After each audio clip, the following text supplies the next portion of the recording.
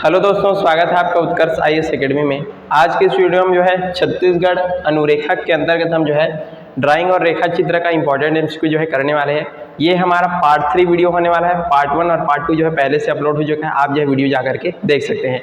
तो चलिए आज का जो वीडियो है बिना किसी देरी के शुरू करते हैं। वीडियो को अंत तक देखते रहिएगा, सारे क्वेश्चन काफ़ी इंपॉर्टेंट यहाँ पर होने वाले हैं।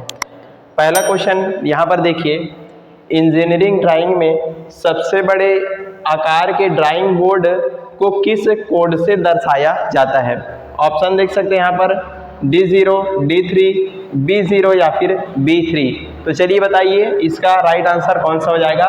इंजीनियरिंग ड्राइविंग में सबसे बड़े आकार के ड्राइंग बोर्ड को किस कोड से यहाँ पर दर्शाया जाता है? तो इसका सही आंसर हो जाएगा ऑप्शन नंबर ए यानी कि D0 से इसको जो है दर्शाया जाता है, प्रदर्शित किया जाता है। यहाँ पर देखिए भारतीय मानक ब्यूरो के अनुसार जो है ड्राइंग बोर्ड को जो है D0, D1, D2 और D3 के नाम से यहाँ पर जाना जाता है। इसमें से यदि हम बात करें तो जो D0 है सबसे बड़ा जो है क्या होता है आकार का बोर्ड यहाँ पर होता है, तो आपको याद रखना है। जैसे जैसे इसका जो है क्रम बढ़ते जाएगा, जो आकार है इसका साइज है वो घटते जाता है, तो सबसे बड़ा आपका D0 यहाँ पर हो जाएगा। चलिए अगला क्वेश्चन यहाँ पर देखिए, ड्राइंग शीट में शीर्षक कक्ष को शीट पर किस स्थान पर जो है बनाया जाता है? ऑप्शन देखिए, ऊपरी बाईं ओर, ऊपरी दाईं ओर, नीचे बाईं ओर या फिर नीचे दाईं ओर। तो इसका सही आंसर क्या हो जाएगा? ऑप्शन नंबर डी यानी कि नीचे दाईं ओर, बॉटम राइट इसको जो है दर्शाया जाता है। ड्राइंग शीट में शीर्षक कक्ष को यहाँ पर टाइटल ब्लॉक को कहाँ पर दर्शाया जाता है? इस तरह से क्वेश्चन दे तो आपको बताना है इसको बॉटम राइट यानी कि नीचे दाईं ओर इसको दर्शाया जाता है। ड्राइंग शीट के नीचे दाईं ओर जो है हमेशा टाइटल ब्लॉक को जो है बनाया जाता है, और ड्राइंग का नाम, छात्र का नाम, पैमाना, तारीख और जो भी महत्वपूर्ण चीजें हैं इसके अंतर्गत यहाँ पर लिखा जाता है नीचे के साइड में। चलिए आगे बढ़ते हैं। अगला क्वेश्चन यहाँ पर देखिए, ड्राइंग में जो है अदृश्य भागों या छिपे हुए किनारों को दिखाने के लिए किस प्रकार की रेखा का उपयोग किया जाता है? ये जो क्वेश्चन है काफ़ी बार रिपीट हो चुके हैं और काफ़ी इंपॉर्टेंट ये जो क्वेश्चन है होने वाला है। देखिए ड्राइंग में जो है अदृश्य रेखाओं को दर्शाने के लिए कौन से यहाँ पर उपयोग किया जाता है? ऑप्शन देख सकते हैं, सतत मोटी रेखा, बिंदुदार रेखा यानी डैश्ड रेखा, केंद्र रेखा या फिर मुक्त हस्त रेखा। तो चलिए बताइए इसका सही आंसर क्या हो जाएगा? तो इसका राइट आंसर हो जाएगा ऑप्शन नंबर बी यानी कि बिंदुकित या डैश्ड रेखा से इसको जो है प्रदर्शित किया जाता है, दर्शाया जाता है। जो हिस्से वस्तु के सामने से दिखाई नहीं देते उन्हें दिखाने के लिए जो है डैश्ड रेखा का यहाँ पर उपयोग किया जाता है, आपको याद रखना है। चलिए आगे बढ़ते हैं। अगला क्वेश्चन यहाँ पर देखते हैं। अगला क्वेश्चन है, ड्राइंग पेंसिल में सबसे कठोर ग्रेड की पेंसिल कौन सी यहाँ पर होती है, पूछा जा रहा है। सबसे कठोर ग्रेड की पेंसिल, ऑप्शन देख सकते हैं HB, 7B, 9H या फिर 2H। तो सबसे कठोर पेंसिल हमको इसका यहाँ पर पूछा जा रहा है। इसका राइट आंसर हो जाएगा ऑप्शन नंबर सी यानी कि 9H जो है इसका सही आंसर हो जाएगा। यहाँ पर देखिए H का मतलब होता है हार्डनेस यानी कठोरता, और B का मतलब होता है ब्लैकनेस यानी मुलायमता, या जो इसका जो पेंसिल का जो कालापन है उसको यहाँ पर प्रदर्शित किया जाता है। 9H यहाँ पर जो है सबसे ज़्यादा क्या होता है, कठोर होता है, और 7B की यदि हम बात करें या फिर 9B की यदि हम बात करें तो ये सबसे ज़्यादा क्या होगा, मुलायम और गहरे रंग का यहाँ पर होगा। तो H से आपको हार्डनेस और B से आपको जो है ब्लैकनेस, इसको याद कर लेना है। चलिए आगे बढ़ते हैं। अगला क्वेश्चन यहाँ पर देखिए, एक मानक A4 आकार की ड्राइंग शीट का माप जो है मिलीमीटर में कितना होता है, यहाँ पर आपको पूछा जा रहा है। देख सकते हैं ऑप्शन दिया गया है 210 गुना 297 मिलीमीटर, फिर है 297 गुना 420 मिलीमीटर, अगला ऑप्शन है 148 गुना 210 मिलीमीटर और 420 गुना 594 मिलीमीटर। तो चलिए बताइए A4 आकार ये जो साइज है उसका ड्राइंग शीट का जो आकार है कितने यहाँ पर होता है? तो इसका राइट आंसर क्या हो जाएगा? ऑप्शन नंबर ए यानी कि 210 गुना 297 मिलीमीटर ये होता है। हमेशा A0 से लेकर के A4 तक का आपको जो है इसको पता होना चाहिए। तो जो जेरॉक्स या प्रिंटिंग आउट का सामान्य कागज होता है वो भी जो है A4 साइज का यहाँ पर होता है, इसी को यहाँ पर पूछा जा रहा है।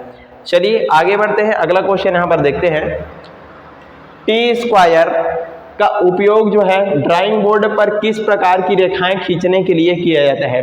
टी स्क्वायर का उपयोग ड्राइंग बोर्ड पर किस प्रकार की रेखाएं खींचने के लिए उपयोग किया जाता है। ऑप्शन देख सकते हैं यहाँ पर, ऊर्ध्वाधर रेखाएं, क्षैतिज रेखाएं, तिरछी रेखाएं या फिर वक्र रेखाएं। तो चलिए बताइए इसका राइट आंसर क्या हो जाएगा।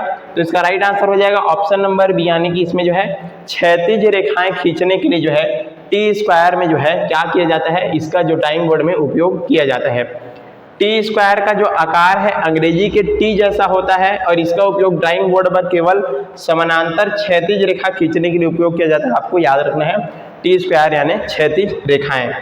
आगे बढ़ते हैं, अगला क्वेश्चन यहाँ पर देखिए, ऑर्थोग्राफिक प्रक्षेप में वस्तु को कितने कोण या व्यू से मुख्य रूप से देखा जाता है। कितने कोणों से या कितने व्यू से हम उसको जो है देखते हैं, किसमें, ऑर्थोग्राफिक व्यू प्रक्षेप में।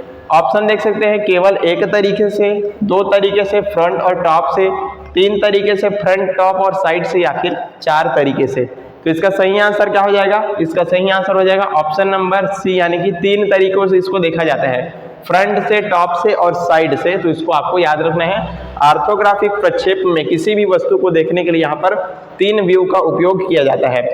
किसी भी वस्तु को 2D पेपर पर पूरी तरीके से दिखाने के लिए तीन व्यू जरूरी होते हैं, फ्रंट व्यू, सामने का व्यू, टॉप व्यू यानी कि ऊपर का दृश्य, और साइड व्यू यानी कि जो करवट का दृश्य होता है, साइड वाला दृश्य होता है, ये यहाँ पर होता है। तो तीनों व्यू से यहाँ पर इसको देखा जाता है। आगे बढ़ते हैं, अगला क्वेश्चन 8वां नंबर देखिए, इंजीनियरिंग ड्राइंग में पैमाना 1:2 का अर्थ जो है क्या होता है, यहाँ पर पूछा जा रहा है। ऑप्शन देख सकते हैं, वस्तु को जो है 2 गुना बड़ा करके बनाया गया है। दूसरा ऑप्शन दिया है वस्तु को आधा छोटा करके बनाया गया है। तीसरा है वस्तु के वास्तविक आकार में बनाया गया है, या फिर इनमें से कोई नहीं। तो इसका सही आंसर क्या हो जाएगा। इसका सही आंसर हो जाएगा ऑप्शन नंबर बी, यानी कि वस्तु को जो है आधा छोटा करके बनाया गया है। ये आपका होता है इंजीनियरिंग ड्राइंग में पैमाना 1:2 का अर्थ है।